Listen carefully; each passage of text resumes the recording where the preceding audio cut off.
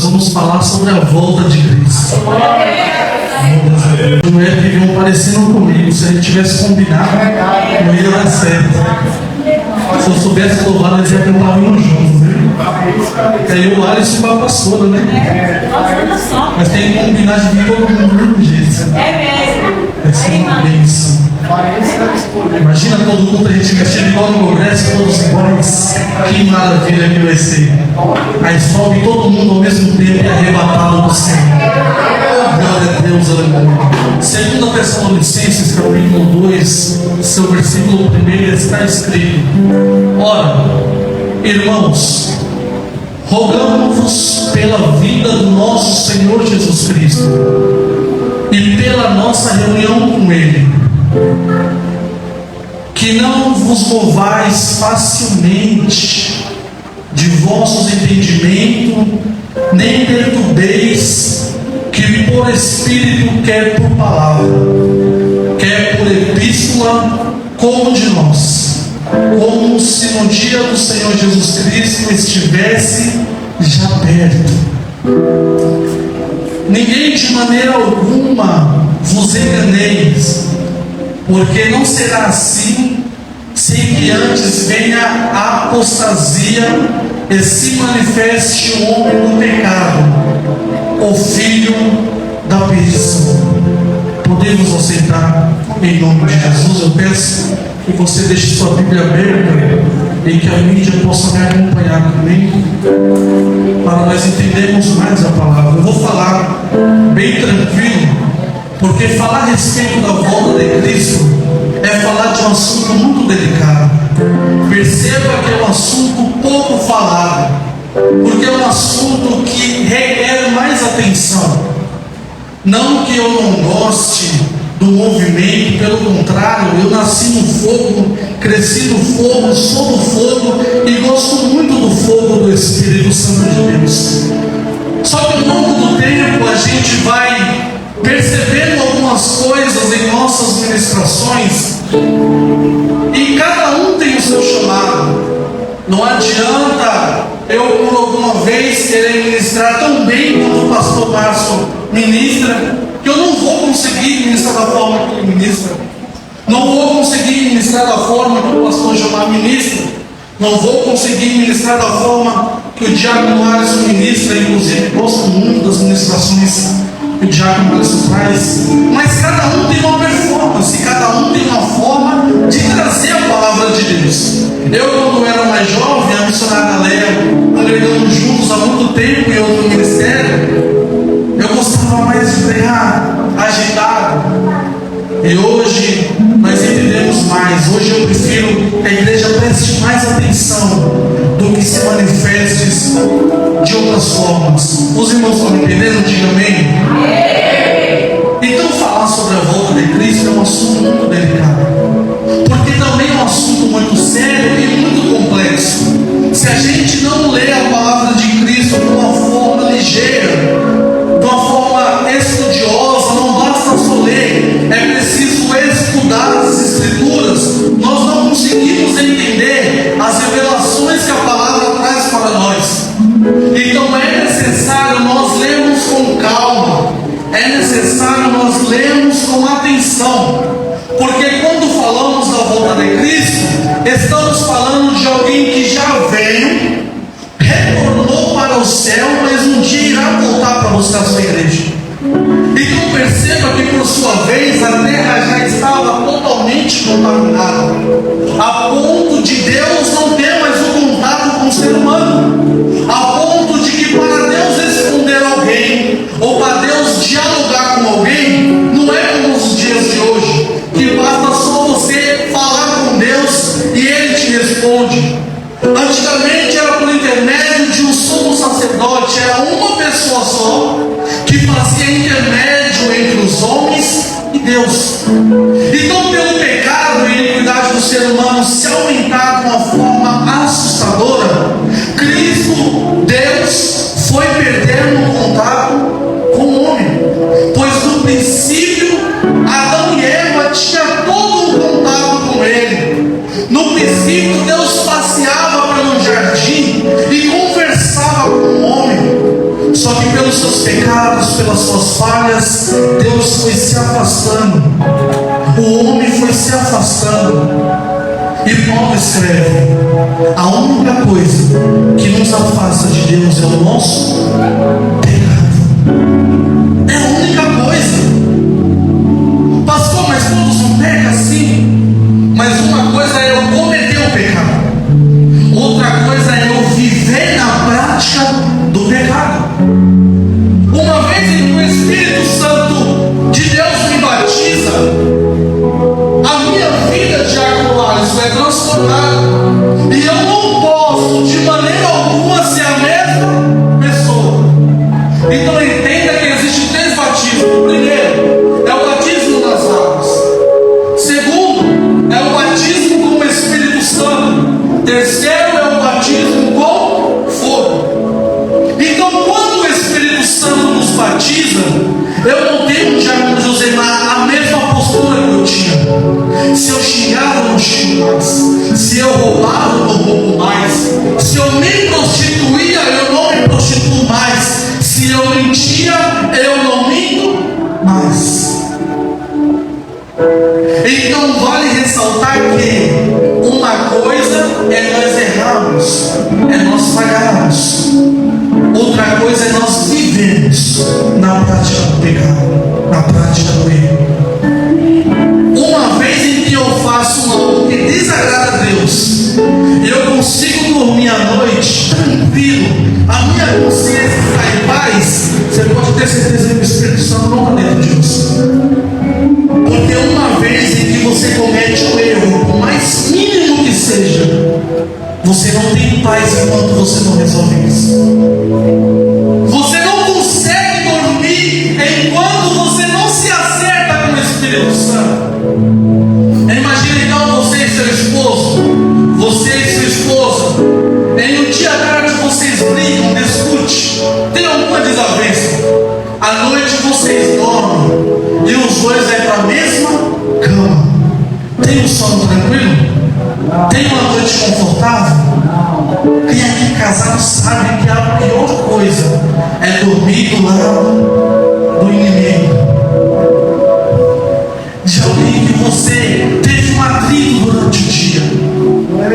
Só que dorme, às vezes dorme. Enquanto acorda, você tem 2 opções: ou sai com a cara virada e começa uma nova guerra, ou você senta e acerta o que foi errado. E o conselho que a Bíblia dá aos casados é: antes que o sol se ponha, acerte com o teu esposo, com o teu companheiro, com a tua esposa. Da mesma forma é o Espírito Santo. Então eu não posso em sequer momento dormir sem que eu me acerte com o Espírito Santo o que aconteceu ao longo do meu dia. Nós sabemos que somos seres humanos, somos falhos, ninguém aqui é perfeito. Cada um tem as suas falhas, cada um tem os seus erros. Eu sou o que mais erra aqui dentro. Só que todos os dias nós pedimos perdão a Deus. E a Bíblia diz: olha como é fácil, olha como é simples. Se você reconhece, confessa, se arrepende e larga, você já é perdoado. Isso não tinha antigamente. No Velho Testamento não é assim que rolava. Então Jesus resolve descer a terra, se fazer carne, se despir de toda a sua glória, sofrer as mesmas paixões que nós, por amor da minha e da sua vida. Você consegue perceber o quão grande amor é o que Deus tem feito por nós? É o que Jesus tem feito por nós, e mesmo assim, às vezes nós somos enganados. Nós irmãos, se for parar para pensar, hoje nós não passamos nada de dificuldade comparado aos profetas do Antigo Testamento. E você não vê nenhum profeta, nenhum homem de Deus abandonando tudo e indo curtir com o inimigo lá fora. Toda vez que alguém se sentia enfraquecido, se sentia cansado da sua caminhada, ele parava e pedia para Deus recolher ele. Deus me leva. Mas nunca jogar no time adversário. Nós somos os únicos cristãos que por qualquer coisa nós saímos da igreja e queremos ir para o mundo. Como se lá no mundo fosse resolver o que aqui dentro não resolve. Você já parou para pensar que você saindo da igreja e indo para o mundo, você não resolveu nada? Só piorou a situação? Então um conselho que eu dou para você que está com pouca força, para você que está enfraquecido, para você que está magoado com alguma coisa do Evangelho, pare um pouco, porque há momentos em que Deus nos deixa sozinhos para termos um particular com Ele. Então você só precisa parar, não é sair, é parar. Pare um pouco e ouve mais, pare um pouco e ore mais, pare um pouco e jejue mais. Mas pastor, eu não consigo medir palavras. Chore. O fato de você chorar na presença de Deus, Ele já ouve o seu consolo. Tem até um louvor que fala: um choro para Deus tem resposta, porque Deus não suporta ver a lágrima do crente e fica quieto. Não. Quando Deus vê que você está com pouca força, Ele diz: é aí que você está forte. Quando você acha que você está fraco, que você não consegue mais avançar em frente, que você acha que você remou e não saiu do lugar, Deus fala para você: não desista, porque eu ainda sou contigo. É momento agora de você estender as mãos para o alto e reconhecer que você é totalmente dependente de Deus.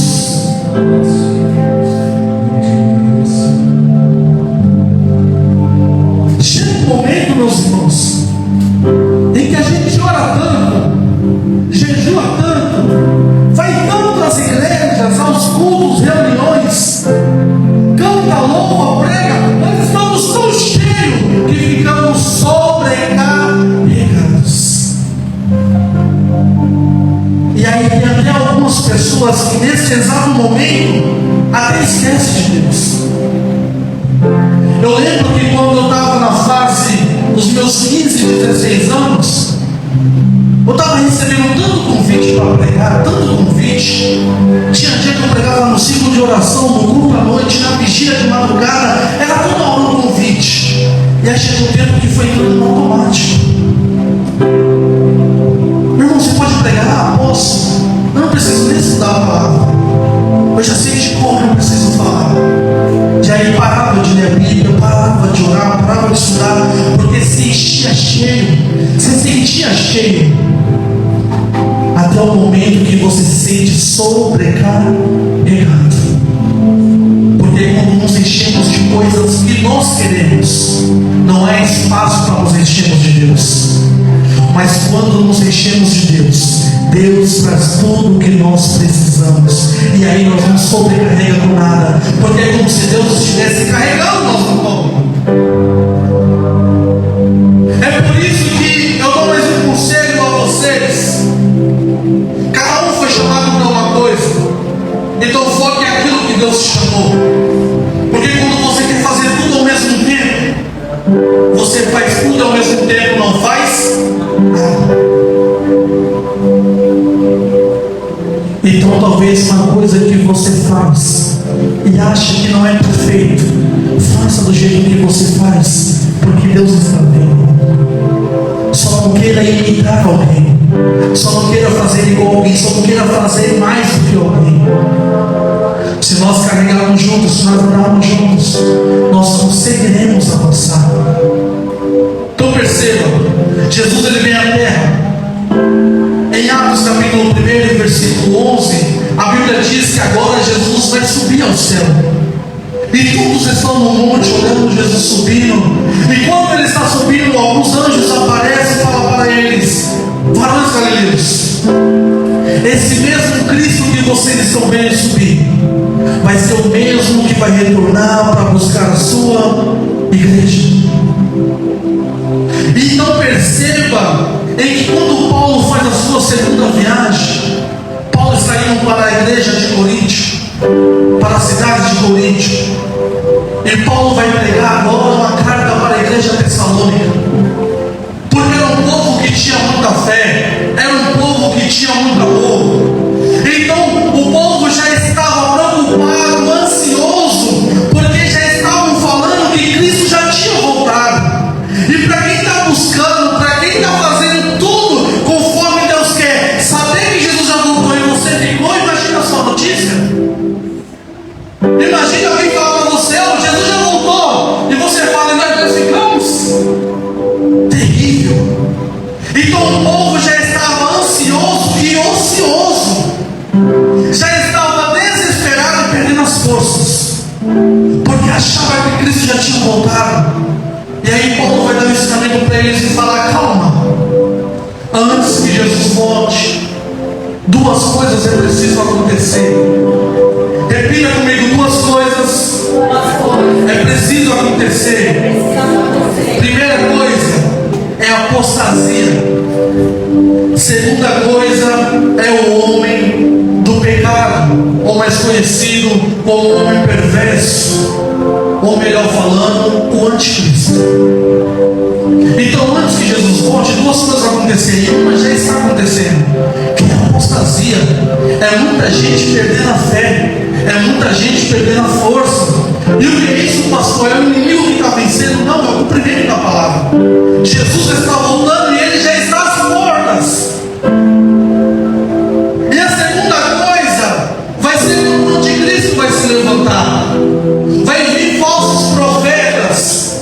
E aí onde nós temos que tomar cuidado, porque a Bíblia fala que eles farão grandes milagres e maravilhas. E tem crente tão abobalhado, meu irmão, que qualquer coisa que vê já acha que é Deus. E a Bíblia diz que quem é do Espírito conhece o que é do Espírito, e quem é da carne se confunde com as coisas espirituais. Então cuidado, nós temos que tomar cuidado, porque nesses últimos tempos virão falsos profetas e falarão ao nome do Senhor, pregarão o nome do Senhor, operarão milagres e maravilhas, e vai até ser que dirão que é Jesus Cristo, ou que é maior do que Deus. E às vezes, quando vemos alguma revelação, já nos arrepiamos. Imagina quando vemos milagres e maravilhas. É por isso que é tempo de buscar como nunca. É tempo de focar nas coisas do céu como nunca. Porque Cristo veio, Ele foi, mas Ele já está voltando para arrebatar a sua igreja. E quando Paulo escreve essa carta aos Tessalonicenses, junto com Timóteo e Silas, a preocupação de Paulo com a igreja não eram os pecados que ele estava cometendo, porque isso é entre você e Deus, ninguém tem o direito de te julgar. A preocupação de Paulo não é as vestes que eles estavam vestindo, não é a conduta, a forma que eles estavam passando. A preocupação de Paulo era eles serem enganados pelos outros. E a Bíblia diz: o meu povo perece por falta de conhecimento. Por isso que é tempo de buscarmos uma intimidade com Deus. É tempo de nós se relacionarmos com o Espírito Santo. E a Bíblia diz que o Espírito Santo de Deus tem ciúmes. Então não adianta que na igreja nós temos uma coisa e lá fora temos outra, porque Ele tem ciúmes de nós. Ele me quer por inteiro, Ele te quer por inteiro. Não é só pela metade, não é só os domingos, não é só no culto à noite, é diariamente, 24 horas, Ele te quer por inteiro. Então, se em algum momento estamos